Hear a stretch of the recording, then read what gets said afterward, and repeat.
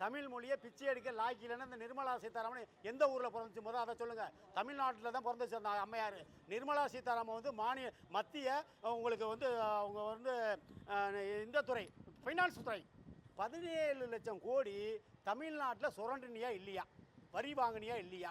தமிழ்நாட்டுக்கு மத்திய அரசு மோடி பங்கு என்ன, மோடி வளர்ச்சி பங்கு என்ன? அண்டை நாட்டுக்கெல்லாம் எங்கள்கிட்ட வரி வாங்கி நீ இலவசமாக கொடுக்கும் பொழுது யதார்த்தமாக சொல்கிற இந்த அனந்தகுமார் திசாநாயக்கா இலங்கையில் வந்து வெள்ளம் வந்துருச்சு, பல ஆயிரம் கோடி கொடுக்குற தமிழ்நாட்டில் பிச்சை எடுக்கிறான், எல்லாத்தையும் வரி போட்டு சம்பாரிச்சு உன்னோட கொடுத்து நீ என்ன மத்திய அரசு செஞ்ச? அதாவது 2019 ஃபஸ்ட்டு பிரைம் மினிஸ்டர் வராரு மரியாதைக்குரிய ஒரு மோடி. அதுக்கு முன்னால் 2001 2005 வரையும் உங்களுக்கு வந்து குஜராத் முதல்வராக இருக்கார். 2019 2024 2024 3 முறை பிரதம மந்திரியாக இருந்திருக்கார் சார். அவர் என்ன சொல்லிட்டு வந்தார்னா, நாட்டில் லஞ்சம் அதிகமாகி போச்சு, லஞ்சத்தெல்லாம் அழிக்கணும், நான் எமர்ஜென்சி கொண்டாடுறேன், அந்நிய நாட்டில் முதலீடு சுவிஸ் பேங்கில் உள்ள அதாவது வருமானத்தை சம்பாதிச்ச காசை அரசியல்வாதி இன்வெஸ்ட்மெண்ட் சுவிஸ் பேங்கில் உள்ளதை கொண்டாந்து மக்களுக்கு நான் உதவி பண்ணுறேன்னு சொல்லி தான் சார் வந்தார். 3 பீரியட் ஆகிப்போச்சு. இவர் இந்த பதிலுக்கு இந்த தமிழ்நாட்டில் உள்ள சாதாரண தொண்டை கேட்கறதுக்கு பதில் நிர்மலா சீதாராமன் நீ தமிழ்நாட்டுக்காரி, நீ சொல்லணும், நீ இன்னும் மயிருக்கு 18% வரி போடுற, என்ன வாங்கி என்ன பண்ண? தமிழ்நாடு வளர்ச்சிக்கு என்ன பண்ண? தொழில் கூட வளர்ச்சி அடைஞ்சிச்சா? ஸ்டெர்லைட் ஆலையை கொண்டு போயிட்டான் குஜராத்துக்கு. இந்த தமிழ்நாடு அரசு பண்ணுற ப்ராடுக்கெல்லாம் மத்திய அரசு சப்போர்ட் சார், புரியுதுங்களா? எமர்ஜென்சி கொண்டு வரணும். இன்னைக்கு பார்த்தீங்கன்னா ரெவன்யூ டிபார்ட்மெண்ட்டில் லேண்டெல்லாம் க்ளோஸு 39,000 49,000 நீர்நிலைகள் குளங்கள் இருக்கு, விவசாயம் இல்லை, 70 ரூபா அரிசி விற்கிது. இதை மத்திய அரசு ஏன் கேட்கல? நீ குற்றம் செஞ்சோன்னா பிடிக்கிறியா, ஈடி ரைடு பண்ணுறீங்களா, ஏதாச்சும் பண்ணுறியா? இதெல்லாம் மாற்றி அமைக்க கேட்குறதுக்குதா சார் இன்னைக்கு மாநில குழு அமைப்பு போட்டு இங்கே நாங்கள் வந்து பிப்ரவரி 21 உங்களுக்கு மணப்பாறை ஆலம்பட்டி புதூரில் மாநாடு நடக்குது.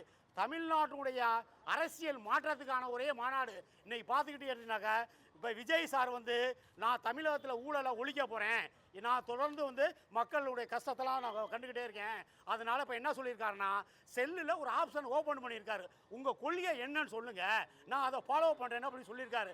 அதாவது நீ வந்து மக்களுக்கு சேவை செய்ய அரசியல் சிஎம் வரனுடைய ஆவலில் வந்திருக்கீங்க, புரியுங்க, செல்வாக்கு இருக்குங்கிறீங்க. நீ ஏன் செங்கோட்டையனை கூட்டியாந்த, நீ ஏன் ஆதவர்சனை கூட்டியாந்த, நீ ஏன் நிர்மல்குமாரை கூட்டியாந்த, பிரசாந்த் கிஷோரை ஏன் கூட்டியாந்த? இதெல்லாம் கேள்விக்கு பதில். உண்மையான அருமை சீமான், பைமான அருமை கிடையாது. நீ பைமான அருமை, சீமான் ஒன்றாவது உண்மையான அருமை. ஒரு ஆள் சொல்கிறத நான் கேட்க, நாடு குட்டுச்சார் ஆகி போச்சு, தொழில் வளம் புரட்சி எல்லாம் க்ளோஸ் ஆகி போச்சு, என் வீடு உதறேன். இப்போங்களே ஆளுகின்ற அரசு இப்போ என்ன பண்ணுறாங்கனாக்க 6000 கோடி தள்ளுபடி பண்ணிட்டாங்க நகை கடனை. சொல்கிறேன் சார், இருங்க இதை முடிச்சுக்கிறேன். அதாவது ஸ்டாலின் வந்து நகை கடனை வந்து எப்போ தள்ளுபடி பண்ணுறாரு? இந்த அறிவிக்க போகிறான் தேதி அறிவிச்சா இதுவும் பண்ண முடியாது. 6000 கோடி தள்ளுபடி, 5 பவுன் வாங்கினவங்க தள்ளுபடிட்டாரு, வீட்டுக்கு ஒரு வேலை தடுவன்னு ரேஷன் கார்டெல்லாம் பதிவு பண்ணுறாரு.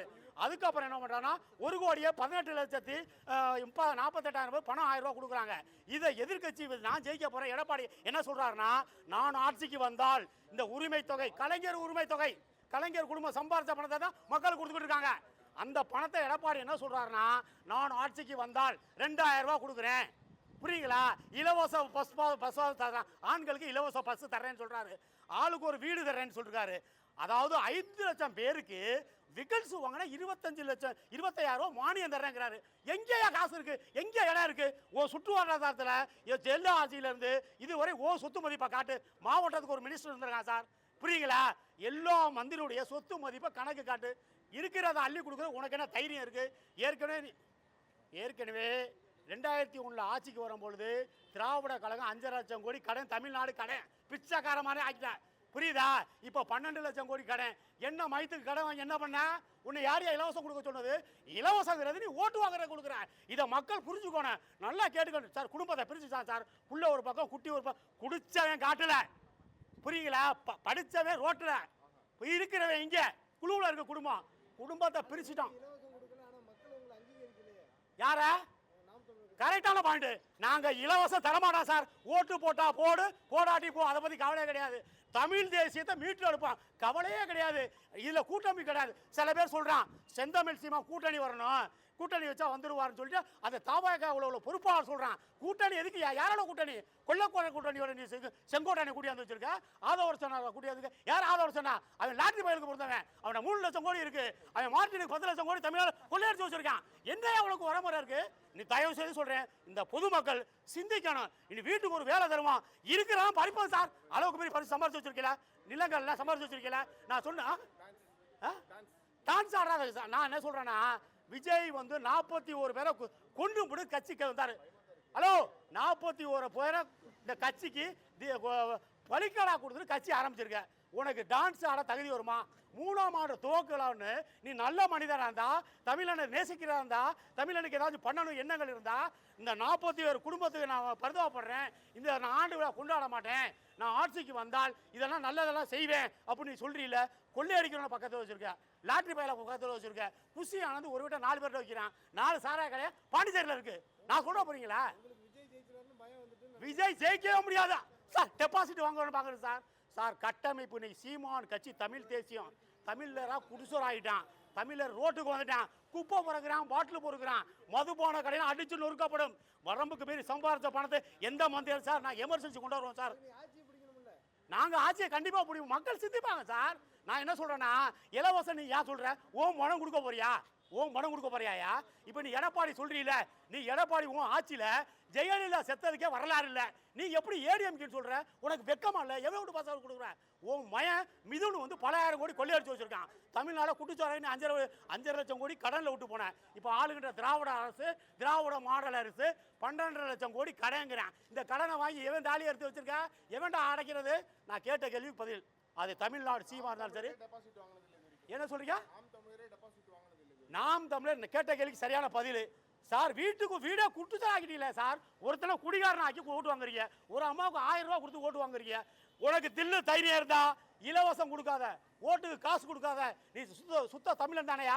நீ காசே கொடுக்குற.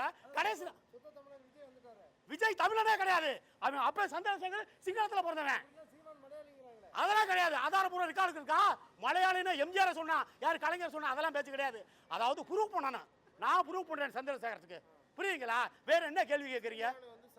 செபாஸ்டியன் தான் ஒரு பேரு, அவர் வந்து சைமன் செபாஸ்டியன் தான் ஒரு பேரு. சரி, அவர் பேர் அவங்க அப்பா பேர் செந்தமிழன்னு, இவர் பேர் சைமன் மார்க்சிமான்னு மாத்திட்டாருன்னு சொன்னாங்க. அத ஆதாரபூர்வ ரெவென்யூ ரெக்கார்டு காட்டுங்க. நீங்க ரெவென்யூல தாசில்தார் அத்தாரசமானே நீங்க அதை காட்டுங்க, நான் ஏத்துக்கிறேன். அதை பத்தி நான் உள்ளங்க சார். ஜாதியை பத்தி பேசல, ஜாதியை பத்தி சீமான் கட்சியில பேசல. அவர் தமிழ் மக்களுக்காண்டி உயிர், அது 2008 இருந்து தமிழனை கொள்றான், தமிழனை விரட்டுறோம் அப்படின்னு பிரபாகரன் லைன்ல வந்து சப்போர்ட் பண்றாரு. ஜாதியாவது மதமாவது எதை பத்தி பேச கிடையாது. சீமான் இல்லைன்னா தமிழ்நாடு குடிச்சோறு. இன்னும் ஒரு வாட்டி வந்தா 96ல சொன்ன ரஜினி சொன்ன மாதிரி இந்த தமிழ்நாடை கவுந்து பண்ண முடியாது. ஜெயலலிதா அவருக்கு எகைன்ஸ்டா ரஜினி சொன்னாப்புல 1996 என்ன சொல்றாருன்னா, இந்த அம்மையார் ஆட்சிக்கு வந்தால் தமிழகத்தை கவுந்து பண்ண முடியாதுன்னு சொன்னது உண்மையா இல்லையா? அதே துப்புரவு தொழிலாளியை கூட்டிய கொண்டு வச்சு ஒரு 2 பவுன் செயின் போடுறாரு. நீ துப்புரவு தொழில பிரைவேட்ல விடுற. யாரை கேட்டு பிரைவேட்ல விடுற? அரசாங்கம் நடத்த விடுச்சா நீ பிச்சை எடுக்க விடுறியா? பிரைவேட் எல்லாம் ஒழிக்கப்படும், அரசு ஆக்குவான். எங்க கான்ட்ராக்ட் அடிச்சு நொறுக்கப்படும். எல்லாம் எல்லாம் ஊருக்குள்ள விரட்டப்படும் சார். நான் சொல்ல படித்தவங்களுக்கு வீட்டுக்கு வேலை தருவோம் சார். நீங்க செந்தமிழ் சீமானுக்கு நீங்க வாக்களிங்க, நாங்க இலவசம் தரமாட்டோம், வீட்டுக்கு ஒரு வேலை கொடுப்போம். புரியுங்களா? வருமானத்தில் அதிகமாக சம்பாதிச்சாலும் பறிச்சிருவான். கேள்வி கேட்பாலே கிடையாது சார். அனைத்து கல்லூரிகளும், அனைத்து பிரைவேட் மெடிக்கல் காலேஜையும் எல்லாமே அரசுடமையாக்கப்படும். உள்ள நுழைஞ்சு விரட்டி விட்டுருவான். இந்த பெரிய போராட்டம் நடக்கும். எங்க இருந்துச்சா? இலங்கை நடந்துச்சுல, ராஜபக்சே உதச்சு வரட்டாங்க. இதே பங்களாதேஷில் அந்த அம்மையார் வரிசை வெட்டினால, அது மாதிரி தமிழ்நாட்டில் அது மாதிரி சம்பவம் நடக்கும். வேற என்ன கேட்குறீங்க? வெற்றி எந்த வெற்றி?